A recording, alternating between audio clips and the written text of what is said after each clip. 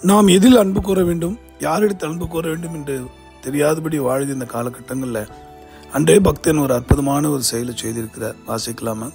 சங்கீதம் 116:1. கர்த்தர் என் சத்தத்தையும் என் விண்ணப்பத்தையும் கேட்டதினால் அவரில் அன்பு கூறுகிறேன். அன்பானவர்களே, அவரில் அன்பு கூறவே தேவனாகிய கர்த்தர் ஒரு வாய்ப்பை தரார். அது எதனால? நம்முடைய வேண்டுதலையும் விண்ணப்பத்தையும் கேட்டுவிட்டார்.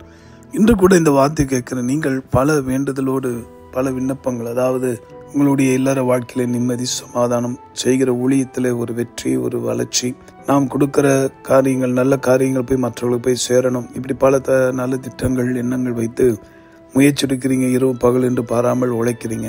நிச்சயமாய் உங்களுடைய விண்ணப்பத்தை, உங்கள் வேண்டுதலை தேவன் நிச்சயம் கேட்டு உங்களை ஆசிர்வதிக்க போகிறார். அவருக்கு செய்ய வேண்டியது என்ன? அவரில் அன்பு கூற வேண்டும். ஒருவன் தேவனுடைய கற்பனையிலே நடப்பானால் அவரிலே அன்பு கூறுவதற்கு அது ஈடானது என்று இயேசு சொல்கிறார்.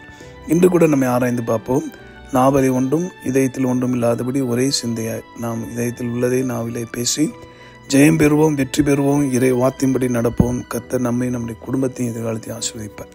அவர் வசனத்துக்கு பயந்து நடக்கிற பெற்றோர் மித்தம் 4 தலைமுறையும் அவர் ஆசீர்வதிப்பார்.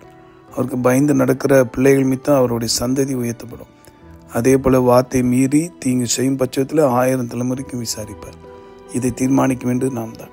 இன்று அவர் மனதுரி அடைக்கிறார். அவரிடத்து அன்பு கூற நம் உள்ளத்தை நேராக்குவோம்.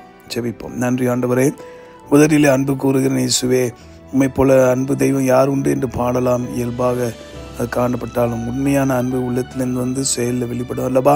அந்த செயலை உங்களுடைய பிள்ளைகள் தொடர்ந்து உண்மையாக நன்மையாக செய்ய அருள் புரி. எல்லா குழப்பங்கள் எடுத்து போடும், மன துக்கங்கள் எடுத்து போடும். என் தெய்வாதி தேவனுடைய ஆசீர்வாதம் வெல்லும் போல் புரண்டு வரட்டும். ஜீவாதிபதி இயேசு மூலமாக வேண்டுகிறோம்.